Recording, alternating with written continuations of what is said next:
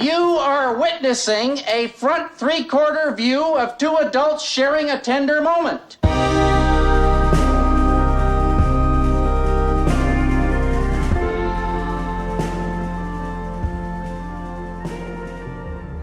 Hello, and welcome to the Lodgers Sordid Cinema's Twin Peaks podcast. My name is Simon Howell. I'm joined, as always, by Kate Rennebaum. Hello, everybody. And this week, our special guest is Mr. James Cathcart. Yo, everybody, what's up? James, tell the people a little bit about yourself. Hi, I'm a film programmer here in Nashville, Tennessee. I program a series called The Light and Sound Machine, which is a partnership venture of the illustrious Belcourt Theater and Third Man Records, which is musician Jack White's crazy Willy Wonka Chocolate Factory record studio / performance space / mysterious lodge, but not black or white. It's kind of a blue lodge. I've been in it. It's a blue lodge, yeah. It's a blue. Some parts of it are eye-searingly yellow as well. Does anyone call it the Jack White Lodge? No. Oh my God, No, Simon. no one calls it that. I'm so sorry, and we're very, very happy to have you. Thanks for having me. I'm sorry that you have me because I this is maybe my first real attempt at delving into season 2, and I've been reminded why I never bothered in the first place. But so I'm kind of coming into this as an outsider. I like Lynch. I'm not even that big of a Twin Peaks fan, so I'm just going to come like a wrecking ball and just probably screw everything up. I am going to be the Diane Keaton of your Twin Peaks podcast. Oh, this is going to be the Diane Keaton episode. That is such a harsh self-own, James. I think if we all worked really hard, we might not be able to lower the bar quite that low. So I think we're gonna be all right. But I didn't know that, James. So you've never really dealt with kind of season 2 of Twin Peaks. You sort of stuck more to season 1. Yeah, I only watched season 1 once, and it was ages ago. So I've been having to do some pretty furious catching up and cramming for tonight, and it will show. Wait, so did you just, when you were prepping for this podcast, was that sort of when you found out who killed Laura Palmer? Oh no, I mean I already knew the mythology. Like, yeah, I mean like the plot points for the most part I already knew. The insane amount of characters that are introduced for no reason whatsoever in these last few episodes, though, I was not prepared for. And I think that's thrown me for a loop, is sussing out what the is going on. Can I say that? That's a bad thing. I can't say that, right? I swear sometimes. I don't know. I actually am not sure. Are we pro-swearing or anti-swearing on this podcast? You can swear, because I haven't put the explicit tags on iTunes, I will bleep it out, but you can swear. Okay. Yeah, but the more I swear, the more work there is for you to do. There's always too much work for me to do anyway. It's fine. Before we get into proceedings, I just wanted to mention I had a chance to scope out the international iTunes details for the podcast, and I dug up a very nice review that I didn't know we had from Germany, and I just wanted to read a quick excerpt because it was very nice. This is courtesy of, and I'm going to butcher this, and I'm sorry, Das Fliegende Geheim. And I'll read a little bit. This is a very well-structured, yet colloquial, friendly, chat-among-friends atmosphere podcast with a more sophisticated feel to it, very much focused on an expert analysis of every single episode, tying it to the bigger picture of filmmaking in general and of Lynch in specific. It's like meeting up with your fellow film students, first-airing veterans with occasional guests adding a first-time viewer appeal, who are trying to delve into the bigger picture production-wise, analyzing themes, motifs, giggling about fun parts, that is true, and giving such a vibrant, fresh touch to it without losing themselves in over-the-top theories. It's just a pleasure joining them every week. And there's a little bit more than that. So that was very nice. So thank you, person from Germany, whose name, or at least whose username, I totally butchered. And we love, as we've mentioned in previous episodes, I am an antisocial freak who doesn't care, but Kate really lives for praise. And she would very much appreciate more reviews, more ratings. And as mentioned previously, it does help with visibility and stuff, which will be important when the internet is going to be absolutely inundated, even more than it already is, with Twin Peaks content when the new episodes start. That's true. Share us. Tell your friends about the Lodgers. Come hang out with us and tell your friends. Yes. Okay. So that's enough. That's enough house cleaning for one podcast. We pride ourselves in getting right to the goods, such as they are in this case. So last week, for anyone who heard the episode, we we had a little bit of a rough go of it with, I would say, the most concentrated stretch of badness in the entire show. I want to thank Olivier for joining us for that. It was a great convo about some really quite bad television. Yep. This week, we're hoping for better results, courtesy of the following 4 episodes. Wounds and Scars, directed by James Foley, written by Barry Pullman. I don't believe there's any relation to Bill Pullman, but I'm not going to confirm or deny that. On the Wings of Love, directed by Dwayne Dunham, written by Harley Payton and Robert Engels. Variations on Relations, directed by Jonathan Sanger and written by Frost and Harley Payton. And The Path to the Black Lodge, directed by Stephen Gyllenhaal and written by Payton and Engels once again. So last week, Kate, we were overwhelmed with badness. There was so much to talk about, so much to break down, and we kind of had a brief moment to maybe talk about the things we liked at the top of the show. I want to do the reverse this week. I want to talk about the very worst of these episodes.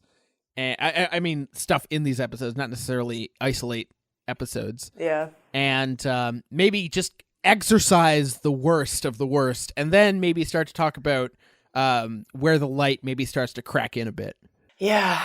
Well, I mean, I don't think we have to work very hard to find the some of the worst. Nicely enough for us, it turns out to be chronological. The first episode here is far and away the weakest. This is the episode that, if people don't remember, this is right after Josie has died or been stuck in a drawer knob, and Harry has found out about it. And so the whole episode is sort of structured around Harry grieving in the bookhouse. And it is, right from the opening salvos of the episode, it's pretty bad. It's superimpositions of Josie's face over Harry. We're getting flashbacks, and Harry is drunk, and I mean, God, I don't know how much we really want to describe all of that in detail, but it is, as a whole, all of that stuff is pretty rough to watch. Aesthetically, it's really not very good. It does not play to Onkane's strengths at all. I mean, I think Onkane is great as a sort of like quiet actor.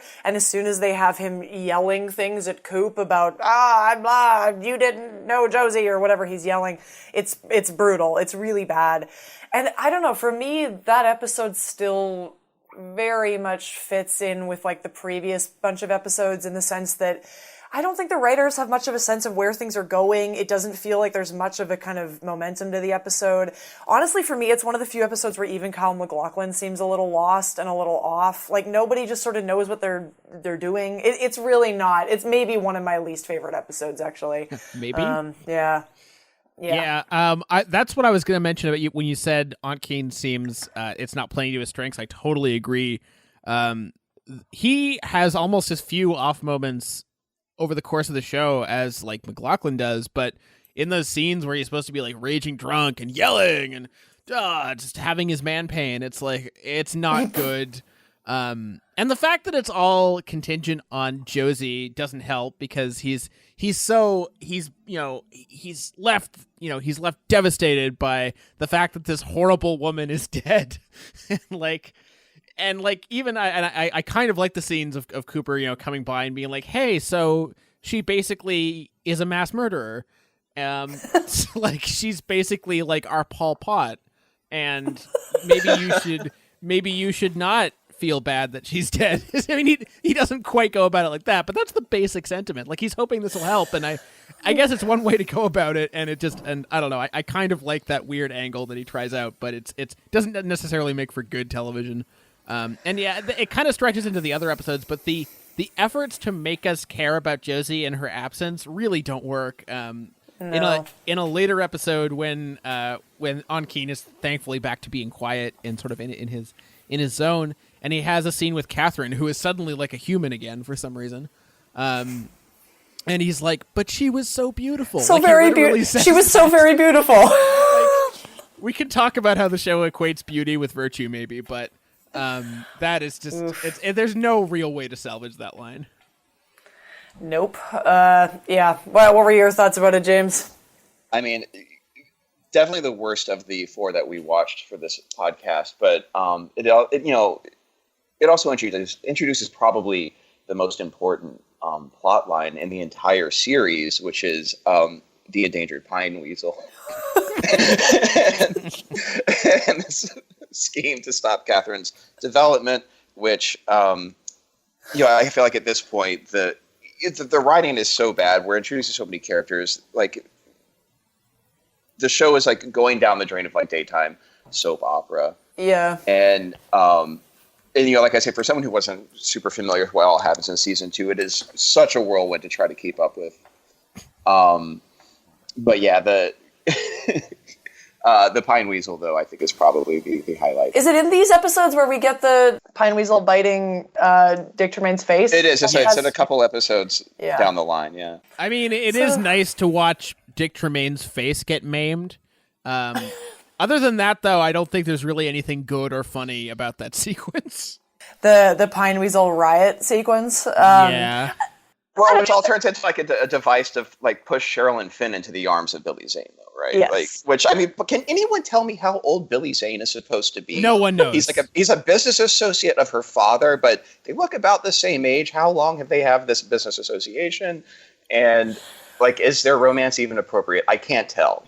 So I just have to, like, I know we're talking about this first episode maybe right now, but I need to preview ahead to the second episode, which is actually one of my favorites here, just to point out that in it, there's a sequence where Billy Zane wears an outfit that maybe should go in the Hall of Fame of Twin Peaks outfits. And this is in a sequence where Audrey and him are sort of have met up in a room somewhere, and they're having like kind of a disgusting conversation where Zane is saying things like, well, you better not come in here again unless you're ready to finish what you start. Because apparently the writer's idea of writing like an attractive male for Audrey is like a condescending, sort of semi-creepy dirtbag. Right. Oh, remember, let's refresh our memory that he did hit on her the first time by saying, I loved you as a child. In your little outfits. And they're talking about like hammers and nails. Yeah, it's a whole big thing. So the writing there is still a little creaky, but the outfit that Billy Zane is wearing deserves some description. So he's wearing those big like 80s glasses, and then he's wearing a Where's Waldo red and white like sweater, giant oversized sweater that is tucked into high-waisted, belted green corduroy pants that are somehow also loose. He looks like a 12-year-old. Like, I could Call me crazy, but the more they stuck Billy Zane's character in those ridiculous outfits, A, the more the character worked for me generally, and B, the more his scenes with Audrey were less creepy somehow. Maybe because he seemed kind of like a toddler. And maybe he was trying to like match the age that he first saw her. I don't know. I will say generally that like the more the Billy Zane character, and the fact that I still just call him the Billy Zane character is probably not a great sign. John Winkelheimer III or whatever his real name is.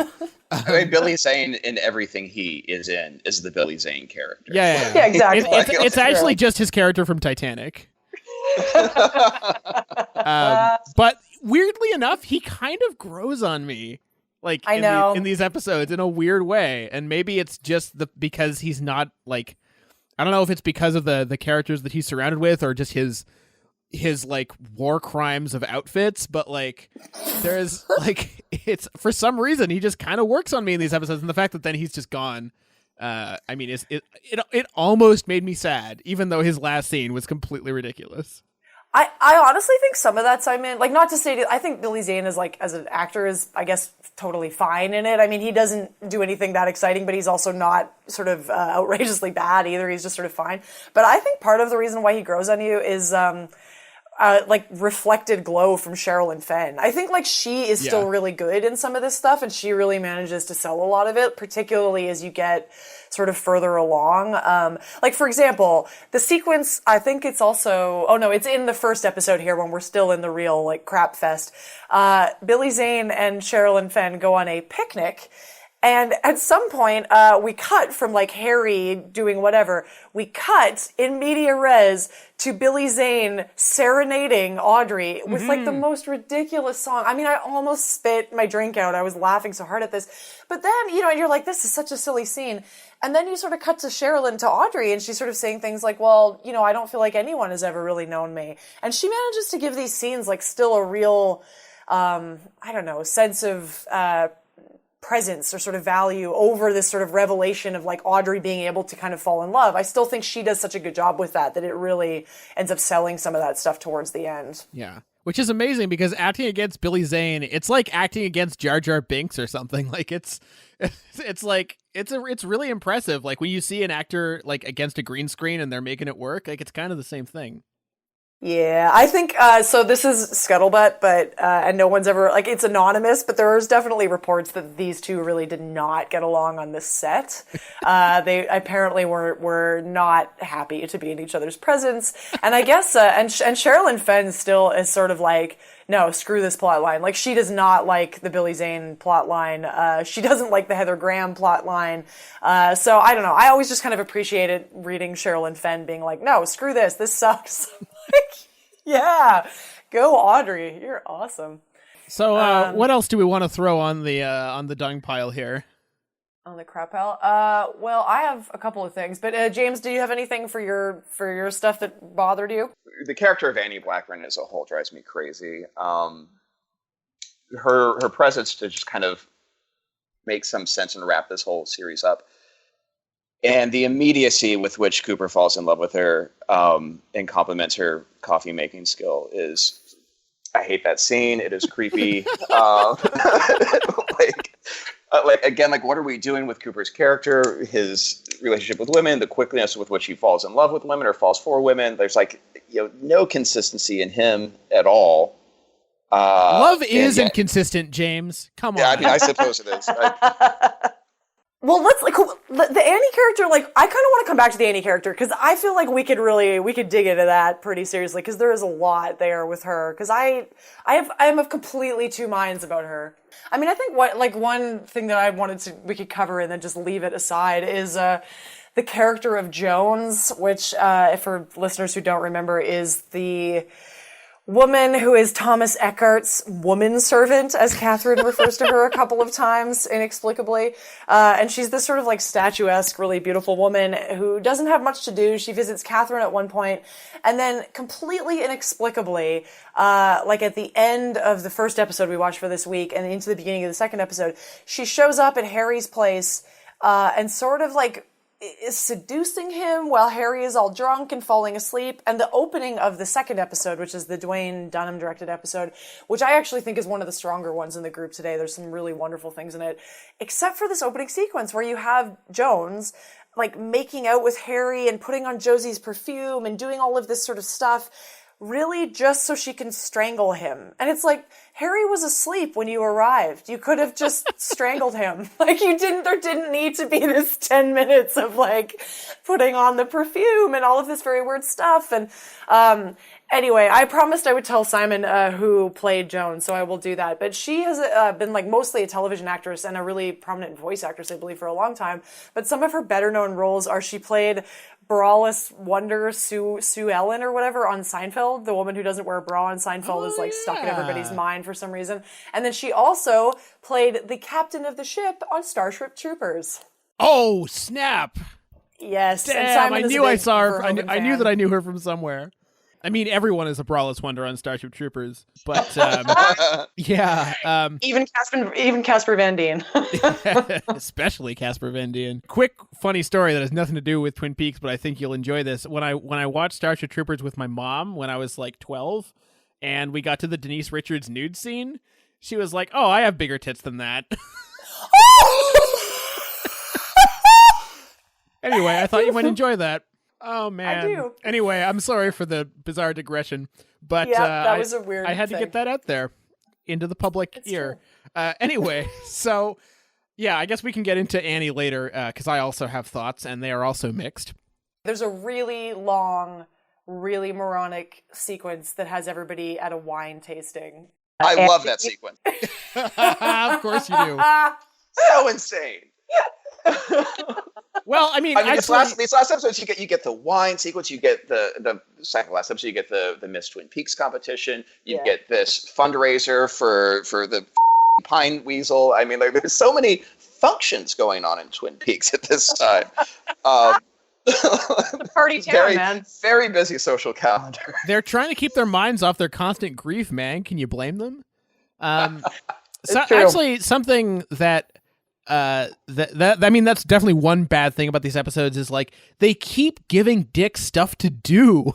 They just keep putting him in every plot line, and it's like, come on, guys, stop trying to make Dick happen. But the other thing that really, I mean, this kind of ties into good things, but I believe in the first 2 episodes we don't get any Bobby at all, and then when he emerges again, these episodes, it made me think back on episodes where Bobby isn't around, and like I really think that Bobby is kind of like this, like one of the secret sauces of the show that like really helps hold the tone together in a strange way. Like you don't think of him necessarily as being one of the pivotal characters, but I think that he's really important to getting the tone right. That scene at the end of the 3rd episode that really should not work, where we have of course, we have the return of David Lynch in these episodes, which I'm sure we're going to have to talk about. But we have him and Shelley kissing and Bobby just looking aghast at them. And it's such an absurd sequence. But to my mind, like, he kind of kills it in that scene. He does. I also think he kind of sells, like, because there's a sort of arc for him over these few episodes where we get, one more episode of him being a total dick to Shelley. Like, he says something to Shelley about how she has to join Miss Twin Peaks, and he's like, Bobby's in charge, you're going to join Miss Twin Peaks, and he's still being a jerk. And then, an episode and a half later, he sort of has a turnaround after he sees Gordon Cole kiss her, and you have a very nice sequence between Shelley and Bobby where he's like, oh, I've come back to my senses and realized this, and it totally works. Like, he completely sells it, even though poor Dana Ashbrook has been sent off and away on these pointless storylines for the last 6 to 8 weeks. Yeah. And then in the space of a sequence, he's sort of able to bring you back to this space of like, oh, I remember why we used to love Bobby and Shelley as characters. Like, totally works. For other terrible things, I wanted to point out the inexplicably stupid biker character that Wyndham Earl kidnaps and bakes the Vancouver into a chess cowpunk piece. or whatever. Yeah. It's like everybody else, and I mean, even the worst of the show, there's still sort of these new characters, they're still more or less in the realm of this sort of like 80s, 50s thing that the show is at least trying to do, even as it kind of spirals out of control a bit here. And yet this guy is like an extra from a Pauly Shore movie. Like, I don't understand what anybody was thinking with that character. Like, where's the brew, man? Like, it was just very, that to me still really sticks out as like bad remnants of season 2 kind of stuff. I was thinking that when they find his corpse and there's the note saying next time it'll be someone you know, like it may as well have said next time it'll be a character. Yeah, exactly. I don't know. But so as anybody else has other lists of things they want to get on that were bad here? No, this is all perfect. Oh yeah, it's all perfect. I mean, as always, the good will be interspersed with the bad. But since we've already kind of teased it, I think we need to talk about the return of Gordon Cole. Yes, we do. Well, and let me give like a really brief backstory to some of that, just to give the frame, because we haven't talked about it yet. But these episodes that we started with, episode 17, came back to television after the show had been put on hiatus for 6 weeks. And I think I mentioned this at the end of the last podcast, but after Josie goes into the drawer knob, ABC had enough and put the show on hiatus. And there's different stories as to why, but it was off the air for quite a long time. There was a public relations company. 2 of the people which were Twin Peaks fans, they spearheaded this letter writing campaign to save the show with Lynch's support, and basically were able to convince ABC to put the show back on. And more than that, the show ended up going back to its original time slot. So it went back to Thursday night, where it had been originally, which was sort of viewed as a coup. And so I find it really funny that the first episode here is this like truly terrible, we still have some really bad stuff in the first episode. But starting with episode 18, it's like you can kind of feel that the show is getting its legs back under it. And it's interesting to think about that. It's interesting to think about David Lynch showing up again as Gordon Cole after they've basically almost lost the show. Like, the show was almost canceled. And so there's sort of an interesting backstory of, like, Lynch maybe coming back on to be like, no, I still believe in this show. Like, let's keep it going. But anyway, but what were you going to say, Simon? Well, just when he comes back, it really, I think really most of the second, third, and fourth episodes we're talking about today, they mostly work for me. And I think they mostly coast on two tones. One of just like sheer exuberant goofiness, and one of like real like creepy darkness that doesn't always work. Like, I think the goofiness actually works more consistently than the darkness. And a lot of that can really be chalked up to this infectious energy that certain performers are bringing to it. And one of them is definitely Lynch. Like, he probably has more screen time in these episodes than he has in the past. And, you know, part of it is, of course, that he gets this absurd plot line with Shelley that, again, absolutely should not work. But he seems to be having such a blast playing Gordon Cole that, like, I can kind of get behind him doing pretty much anything in these episodes. It drives me crazy when David Lynch shows up in his own shit. Oh, really? It's second worst only to when Tarantino shows up in his own stuff. Oh. Really? I don't even like him on Louis. It's just he's too much of a character of himself, and you know, when you talk about him appearing after almost losing the show, you know, it's like I feel like he's there to remind you. Oh no, wait, this is a David Lynch joint. This is Twin Peaks. Hey, everybody, stay on board. I'm going to knock one more out here before the show wraps up. Please keep watching. And that said, I also, who wants to sit and watch a character yelling all of his lines? Well, I think it's kind of impressive. It's only taken us, I don't even know how many podcast episodes we've done. Is this podcast episode 12 or something? Yeah. It's only taken us 12 episodes to find someone who actually doesn't agree with Simon and I about everything. This is great. I love it. Maybe we'll actually have like a debate about something. Because I have to admit, I would totally watch Lynch just do anything on screen, like, all the time. I mean, I love Gordon Cole. Gordon Cole, for me...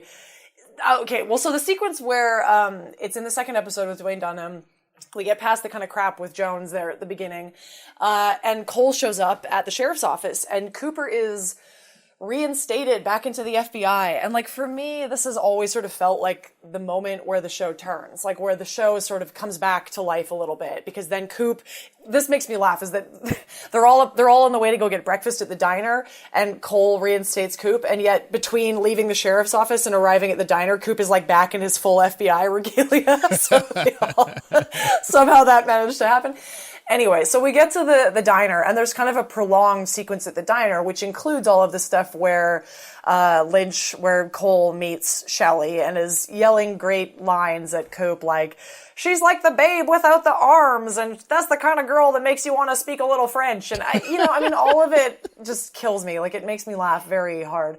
But part of the reason why I really like that sequence is I actually think that it is one of the few sequences that really works when it comes to the Annie and Coop stuff.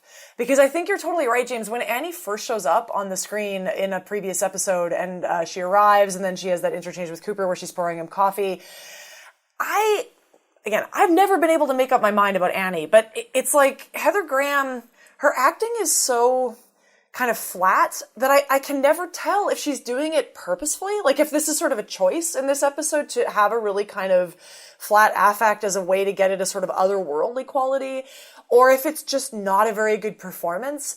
And some scenes, I think it's not a very good performance, and then other scenes, I think it works really well. And I think the scene that Dunham directs them together, it kind of like, it makes my heart hurt a little bit. I love it. The sequence where Coop is sort of trying to tell her a joke, and, she's laughing, and he says the joke about the penguin wearing the tuxedo. Like, it just makes me smile every time. And some of that might be rebound from being so relieved that the show doesn't suck anymore, that might be part of it. But anyway, so I really love it for that sequence. I could totally watch Gordon Cole, like, macking on Shelley every day of the week. It just makes me laugh really hard. No, but I agree with that. And I guess this is where we should try to start parsing what does and does not work about Annie. I mean, Yeah, on the downside for Annie, like the fact that they don't do anything with the fact that she's Norma's sister. Yeah. Like I would have. Where's Norma? Norma's gone in these episodes mostly. Yeah. I would have loved to have had more scenes with her and Peggy Lipton interacting, maybe kind of building out her character as something other than sort of a fantasy for Coop to latch onto.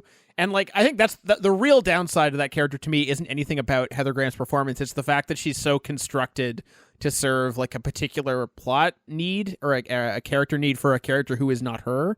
I think that's a real drag. I actually think the performance mostly works for me. I don't have really any feelings about Heather Graham one way or the other, but I think in the scenes where she's mostly just playing off of Coop, I think they're good together. I think that they find a nice rhythm. I think it mostly works. I think that her sort of, you can call it flat affect, underplaying, whatever it is. I think it works reasonably well against Coop and with her apparent backstory. I think that having her come from sort of a foiled religious background is a nice match for Coop's sort of like quasi mysticism. Like I think in a Lego set kind of way, it just kind of works. Is it the most natural kind of plot/character addition to be doing on this show? No, definitely not. Like you can feel the cogs turning at every moment. But in terms of like, I was just gonna say like in terms of like new characters we've had show up and kind of get integrated into the world, she's one of the most effective in the last batch of episodes. Well, I mean, she's an ex-nun, right? Like we are supposed to presume that she's like left a monastery or something. Yeah, convent, yeah. Which is like another, like just a device to like not have to write any backstory for this character at all. I mean, like this is part of what annoys me about her. She's just this device for Coop to fall in love with. But I mean, again, like this, she seems really hollow. I have no problem with the performance. I agree. I think Heather Graham actually is kind of quite nice, and I think elevates the character beyond what is actually there. But again, the character of Annie Blackburn just kind of like sauntering in, and like one of the characters even comments on it at one point, right? When they're talking about her entering the Miss Twin Peaks contest, and they're like, what? She's only been here for like a couple of days. It's like, yes, I know. Yeah, that sounds about right. Yeah, but I mean, look, she's got at least as much right to that crown as the Widow Milford does. All right. Oh my God. Widow Milford. Yes. There was one moment that I kind of enjoyed. I would like to think that there's some self-reflexivity there, but I'm not sure I would give these episodes quite that much credit. When you get a shot of the panel of the judges for the Miss Twin Peaks contest, and it's these like lily white, aged men, like the oldest, whitest men in Twin Peaks are the judges, that kind of made me laugh. But, anyway, it's interesting. So with Annie, like, I'm glad to hear that because I don't think I'm a particularly great judge of performance always, and I've never really been able to put my finger on if it's that I don't like Heather Graham's performance or if it's other issues with it. And hearing you guys talk about the kind of constructedness of the character, I think that maybe puts its finger as much on it as anything else, because I do think I agree with you, Simon. I think she works pretty well as a foil for Coop. Again, when I watched the show when I was very young for the first time, not knowing any of this backstory, I quite liked her arrival. Like again, as I've said, I was never that into the necessary prospect of him getting together with Audrey. So I was always happy with Heather Graham as a partner for Coop, because I do like this idea of them sort of sharing this like odd spirituality, this odd otherworldliness. That being said, certainly when she starts talking about things like she had a boyfriend and then there's an implied suicide and that is what sent her into the convent, I think the show is trying to do something around like giving her sort of a sense of privacy or something around this background, but it often doesn't read that way. It often just reads as like not very thoughtful or like filled in writing, which is a bit unfortunate. Yeah. I think the other reason that the plot works for me is that it's just kind of adorable to watch Kyle MacLachlan play like smitten, and this is a character who is so in control at all times that it's just kind of adorable to watch him like badly tell awful jokes and peer through Venetian blinds and like think about what she's doing. And it's just like, it's really cute. It just is. I like the fact that they managed to give him a character who reads very much as someone who is at the same level as him. Yeah. Like, I think I said this before, but the thing I always didn't like about the scenes with this idea of there being a relationship with Audrey was the fact that he treats her very much as like, he's sort of a father figure. He's sometimes sort of like paternalistic towards Audrey. I'm not sure why people see that and they automatically want to translate that into like a sexual relationship. For me, it's like, that's not, why would you do that? Whereas Annie very much reads as like a partner. And one thing I actually find really interesting watching these episodes again now is how many examples we get in these last few episodes of women really being the like move makers in romantic relationships, which I really enjoy, because to this day that is still fairly rare unless the women are being painted as problematic, like unless the women are too sexy or villains or something. It's actually pretty rare to see female characters who are sort of the kind of beloved good characters just making the first move in relationships. And you see it with I guess Annie, it's like maybe not the first move, but she's very direct with Cooper, and Audrey puts the moves on Billy Zane. In that scene with the airplane, I can't help it. Sherilyn Fenn sells that scene with the airplane. Like, it should be kind of gross when she's like, I'm a virgin and sleep with me in your plane. It maybe shouldn't work. But Sherilyn Fenn, like, it gets me every time, like with Pete crying in the background. Like, it's... Anyway, I just love the idea of Pete crying and just thinking, oh, they're gonna bang. It's so cute. And on the subject of women being empowered, let's also not forget we have a scene of Ben talking to the judges and explaining that this has to be a new kind of Miss Twin Peaks, where it's not only about looks, it's really about the environment. So really, we have Ben Horn, feminist, very ahead of his time. What does he say? This gone are the bathing suited jiggle fests of the past. Richard Bamer's so good in that scene. I actually do think there's something interesting with the Bamer character here and his kind of turn, because we haven't talked about this yet. His turn towards this sort of consciousness like driven mode. You know, Ben has a spiritual awakening or whatever we want to say, and he's now trying to be a good guy. And it's funny because it takes you sort of 3 episodes, I think, before the writers really actually make that explicit. At first, you're really not sure if the Pine Weasel thing is just a ploy to stop Catherine. None of that's very clear. But what I was going to say is there is something sort of progressive there with Ben using the Pine Weasel as a way to possibly stop the Ghostwood development, in the sense of like this looking forward to maybe 10 to 15 years later when every corporation ever is like, well, we're going to sell this t-shirt, every piece of crap thing we sell you, go capitalism, we're going to donate $1 to some thing that we're probably causing with our shitty corporation. Anyway, so I thought, Ben, I liked that, this sort of forward-looking thing. I'm telling you, man, Ben Horn, intersectional radical feminist. He did not get enough credit. Carrot enthusiast, jogging suit enthusiast. Yeah. Yep. I guess another thing I wanted to mention is that there's just some really funny, like, there are some good and intentionally funny moments sort of peppered throughout these episodes. I think my favorite line in any of these episodes is when Bobby is trying to coax Shelley into joining the pageant, and he starts talking about the conspiracy of beautiful people or whatever it is, and that's a really funny scene. That's some good stuff. The one that makes me laugh still, despite how much I don't like the rest of the episode, is in the first episode that we watched today, where you get like that prolonged sequence between I think it's Jacoby and Ed and Nadine, and Ed is trying to tell Nadine that like they're getting a divorce, and it's this sort of overwrought thing that goes on very long, and you're like, none of this is, you don't really care about any of it. But at the end, Wendy Roby makes me laugh every time when she has that moment where she says, I think I've gone blind in my left eye. So that one made me laugh. There are some really funny things throughout. I mean, there's some good stuff here. Again, Gordon Cole for me is maybe the funniest, but there's some good stuff. The Nadine and Mikey stuff actually is quite funny to me also. Oh yeah, Nadine is sex superstar there. Yeah, and just when she confides to Bobby and he just howls with whatever that's supposed to be. Like, there's no saving the Nadine stuff in terms of like being like emotionally potent or whatever, but I think when they just lean into the silliness, it can work. Yeah, it's true. What are your feelings on Super Nadine, James? more so than her physical prowess, I do like how the entire town of Twin Peaks just agrees to let her be a teenager. Yeah. Between that and how everyone's like also like more than willing to indulge in Ben's Civil War delusion. It's like this whole town of like theater majors or something that are just like looking for the opportunity to perform whenever possible. Which like sort of like why I don't like when Joan wakes Harry up to try to kill him. It's like maybe she just needed to perform a little bit, like, that's fine by me.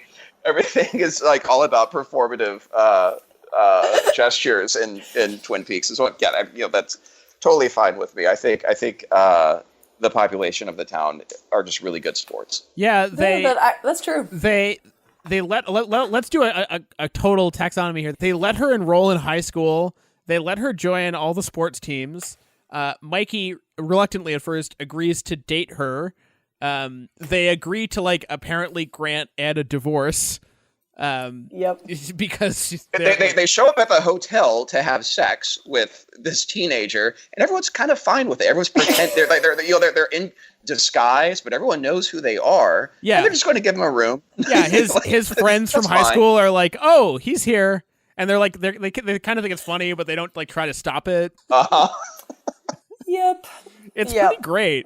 I do like that idea of the whole town.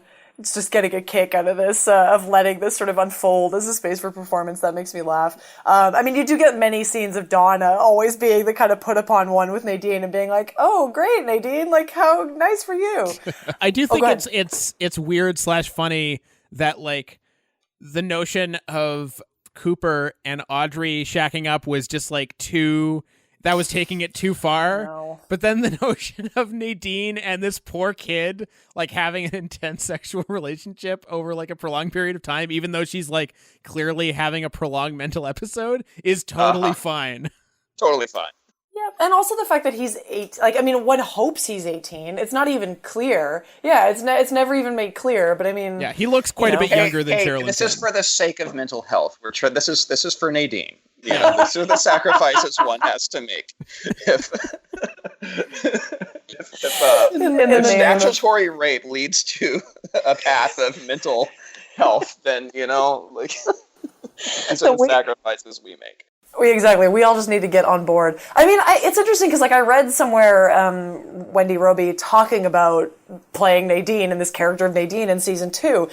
And, like, she had this whole big description for the arc that made sense. And, like, she's talking about, well, she's maybe one of the saddest characters I've ever played. Like, this idea that she's so broken at the end of season 1 that she tries to kill herself, and then when she comes back, she is sort of in such this world of like pain and hurt that she can't deal with anything, and she creates this whole fantasy to not have to look at the world in her life. And I'm reading this and I'm thinking like, geez, like the way she's describing it, this actually sounds like a really kind of valid thing. And I was like, it's kind of amazing that the show built this thing that you could read that way and yet doesn't ever use it that way at all on the show. Like basically misses all of that emotional sort of weight with turning her into almost a clown. And you get, we'll get there later, but there is a further development with the Nadine plotline that we can talk about when it happens. But, anyway, so cheers to Wendy Roby for giving it her all as Nadine. And I do think she's back in the new ones too, so maybe we will get new Nadine. Yeah. Anyway. I wanted to also, we've talked a lot about the humor,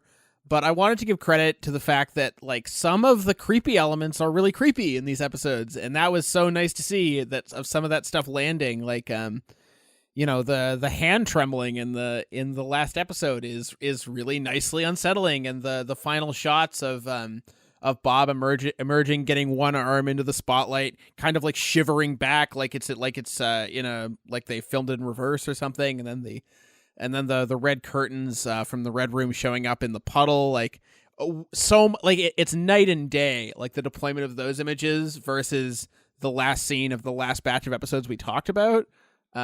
It's just so much better. And I also wanted to give a quick bit of credit to the fact that, a few episodes ago we talked about in the Lynch directed episodes, especially, you get way more breathing room. And here that kind of creeps back in these episodes as well. Again, it stood out to me near the end of the last episode, but when we have the shot of Coop and Annie in the diner, and it just, we're rolling back slowly as the familiar Lynch Badalamenti drone kind of creeps in, and it, it's probably like a 30-45 second shot or something. It's like, it's so nice to see the pace finally roll back a bit.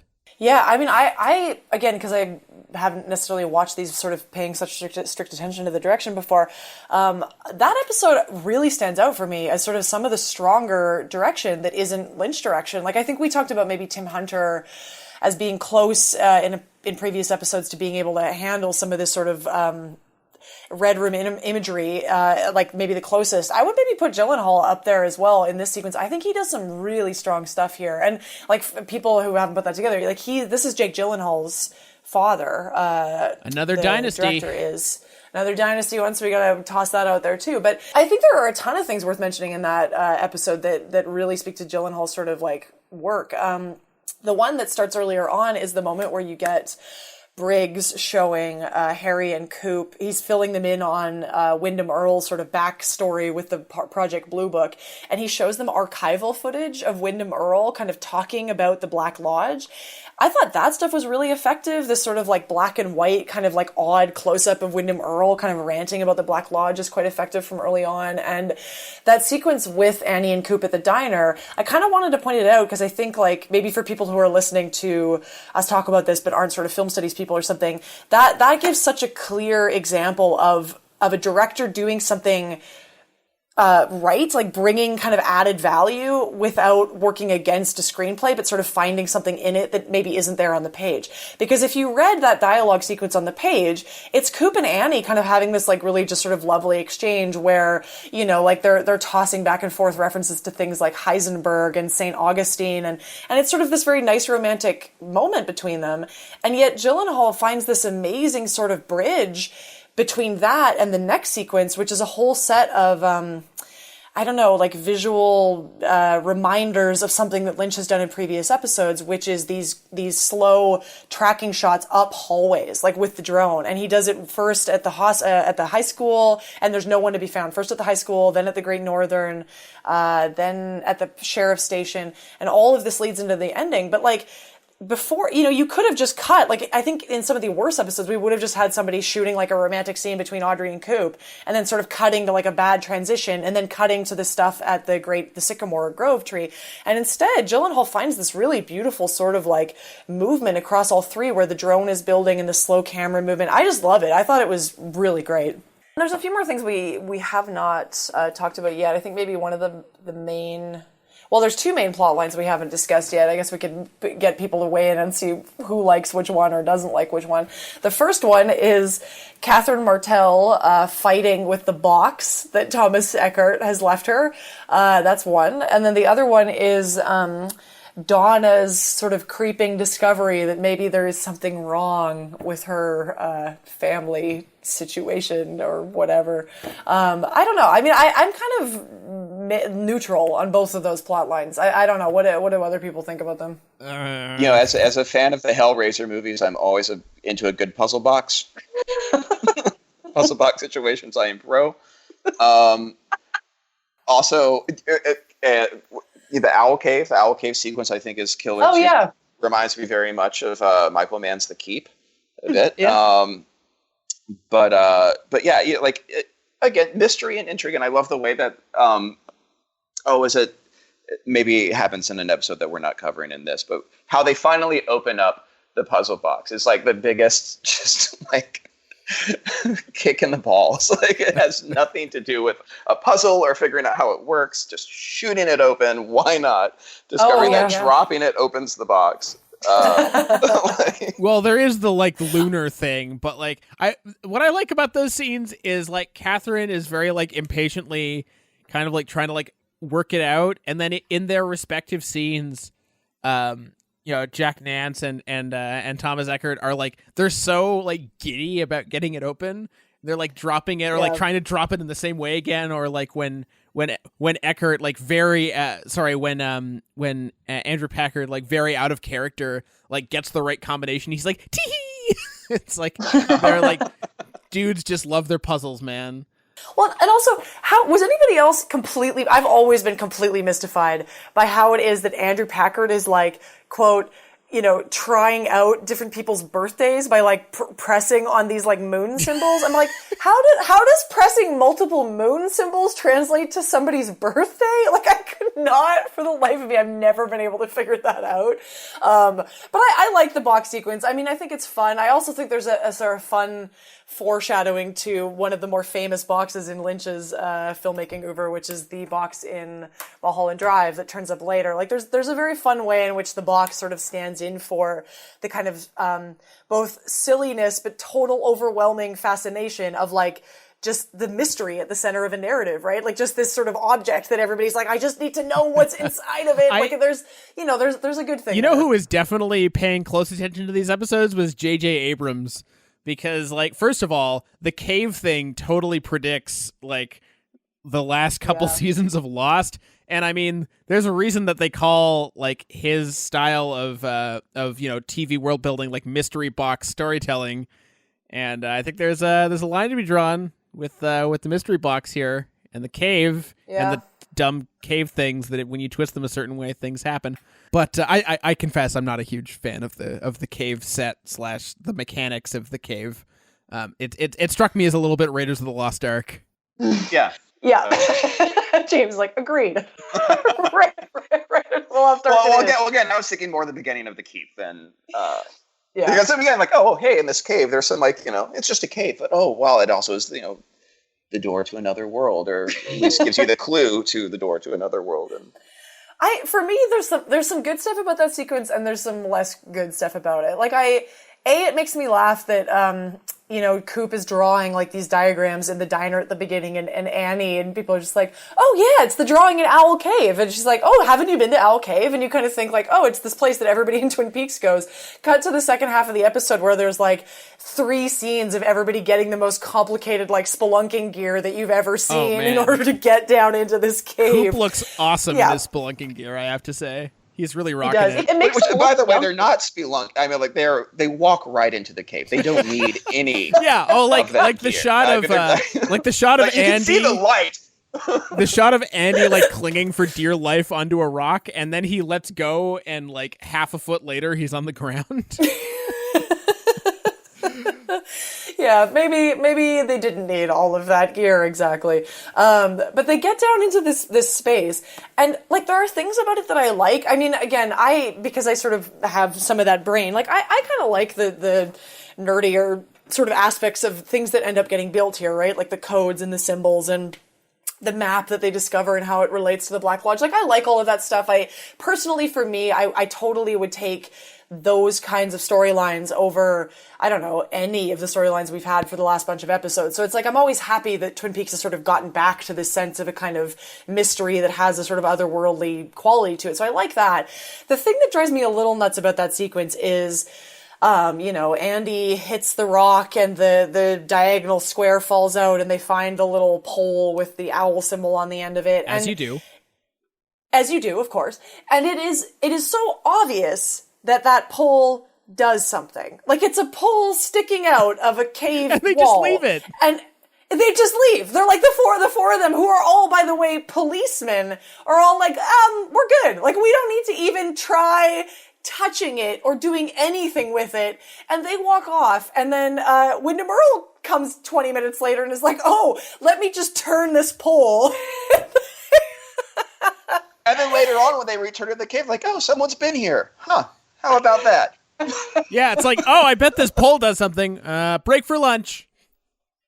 Exactly. I mean, literally, all the Raiders had to do there was just insert some kind of false emergency to get them out of the cave quickly or something, right? Like, you just need 2 lines at the end of that sentence to be like, at the end of that scene to be like, well, we have to get out of here right now, but we'll close up the cave and just make sure that nobody can touch it till we get back, right? Like, that's not rocket science.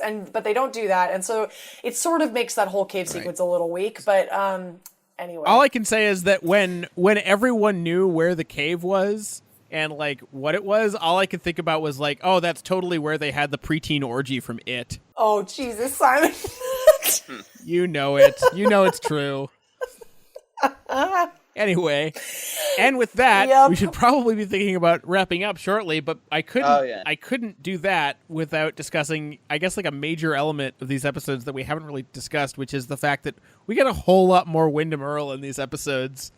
And It's true. I have to say that sequence where we get that sort of old, home movie of him in a lab or whatever, like, was it just me, or was the Wyndham Earle in that old footage like a way more interesting Wyndham Earle than the one we get in actual Twin Peaks? So I found out a little bit because I think last week, Simon, you were talking about just this sort of the departure between Wyndham Earle as he actually exists versus maybe what one would imagine that sort of Lynch had and maybe Frost had originally envisioned for this character or whatever. And he was apparently cast because he knew Robert Engel, so he sort of came in through these people who took over after Lynch and Frost kind of went in different directions. Was brought onto the show. And, he described, like Kenneth Walsh describes these things. He's like, we quickly decided that I was a master of disguise. And I'm like, well, that is maybe one of the worst decisions. Like, this idea of this master, it's terrible. And there's a quote somewhere where I think somebody said something, one of the producer people describes, a director talking to Lynch, and the director is saying, like, well, like we were talking about what to do with Wyndham Earle, and Lynch was like, well, apparently Lynch said, I really don't like maybe what has been done with the Wyndham Earle character in episodes like the Diane Keaton episode. Maybe just have him wear black all the time. Like, maybe only let Wyndham Earle wear black. I thought that was quite funny because then in one of these later episodes, you do get Wyndham Earle wearing only black all of a sudden. Like, Wyndham Earle has never only worn black. So now all of a sudden, so I thought that was interesting that there maybe is like, a bit more attention to the idea that they need to turn Wyndham Earle into a slightly more coherent or like intimidating character or something. Learning that there was like some disagreement about how that character should be brought about is like extremely vindicating to me, because it was obvious to me that like something was not adding up there. Yeah, it's not great. I do enjoy Leo's like attempted emancipation from Wyndham Earle, where he finally gets the like garage door opener thing or whatever and is brandishing it at Wyndham Earle, and then is so disappointed when it turns out it's just shocks his own neck. That scene does make me laugh. Anyway. That reminds me, we haven't really discussed Wyndham Earle abducting Major Briggs. And treating him like the second act of an Adam West Batman episode. Oh, yes. God. Right before the commercial break and Batman escapes. With the truth serum and the shaky camera. And the Darth that actually is one of that's one of the moments in the Gyllenhaal sequence that I was not that happy with, is where you get that odd sequence where Leo is sitting on the ground like squealing and Briggs is like breathing heavily and Wyndham Earle is ranting and Gyllenhaal is like shaking the camera. That is one of the weaker parts of that episode. I mean, honestly, if I was directing that episode, I'd just be like, I don't know, man, shake the camera. Just try something. I don't know. Oh, also, we haven't. There's actually some interesting backstory stuff about some of the directors this week. The guy Jonathan Sanger, the one who directed the third episode, one that we haven't really talked about particularly because honestly there isn't that much in it that sort of sets it apart. It's mostly the one that deals with the biker and the chess piece. But the guy Jonathan Sanger who directed it, he was a producer on Elephant Man. He originally bought the rights to Elephant Man, the book, and then was the producer on the film that Lynch directed. And then also, like, alongside that, has sort of had this Renaissance man career as a really, like, prolific director of documentary and, like, not institutional film, but like maybe educational film. Like, he's traveled all over the world. He's this like award-winning guy. So I actually don't know how he sort of ended up directing this episode of Twin Peaks, but he's had a really kind of storied career, which I thought was fascinating. Compare that to James Foley, who directed the Harry Goes Crazy in the Bookhouse episode. James Foley just directed the 50 Shades Darker movie that just came out. Oh, wow. It was that James Foley. Oh, snap. Yeah, Yes. You're right. Wow. Oh, he also directed Glengarry Glen Ross. Oh, did he? Oh, man. So, yeah, some crazy directors this week. Yeah. I think next episode we have Tim Hunter back, which I am excited about as well. And then, of course, basically next week we're going to be doing the last 2 episodes of the original run Then we're going to be spending probably way too long talking about Fire Walk with Me. James, have you seen Fire Walk with Me before? I prefer it to season 1 of Twin Peaks Infinite. Oh, snap. Yeah. Oh, luckily everyone agrees about Fire Walk with Me, so it should be a breeze. And then after that we're on to the new episodes. So dang, it's time is it feels like just yesterday we started this podcast, Kate. We were but young pups.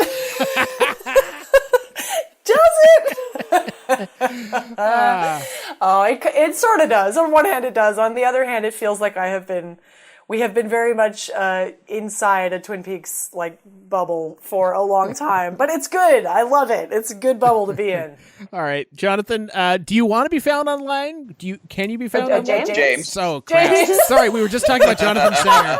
That's how that happened. Yeah. Whoop, whoop, whoop. So, I don't care. James, no one's going to want to find me online after this. But thank you guys for having me while I listen patiently while you guys say really smart stuff. Oh, no. No one's smart here. I warned you I was going to Keaton this appearance. James, are you on the Twitters? Yes, you can find me at Promise of Flesh, where you can catch me tweeting once every couple of months or so. Fantastic. I would say if you're ever in Nashville, check out the beautiful Belcourt Theater. And if you happen to be on a third Thursday of a given month, check out Third Man Records and the Light and Sound Machine and see what film we are playing. And do you know what you're screening next?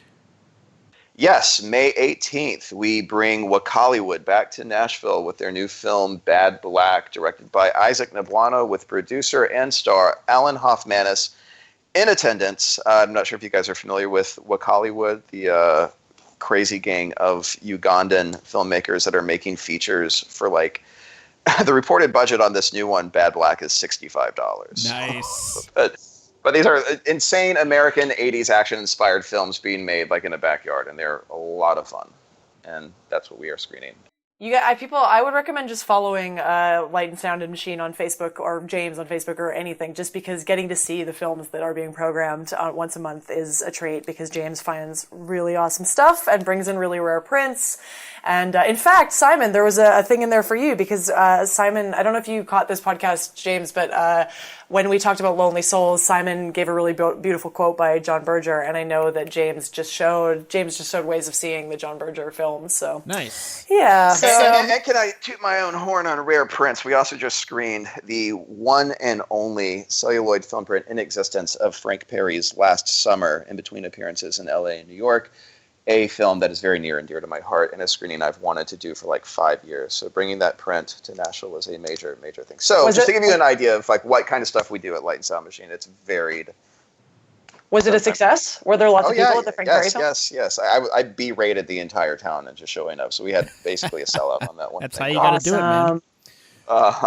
Awesome. All right. Well, yeah, thank you so much for coming on, James. We super appreciate it. Thanks for having me. All right. And we'll be back next week with the final 2 episodes of season 2. Thank you, everyone, for listening. As I've already, as long as the theme is beration, I will berate y'all to, of course, rate and review us on iTunes and Stitcher and other places, and help get the word out, because it is going to be a very, very crowded field very, very soon. And we would really appreciate it. Thank you very much. We'll be back next week.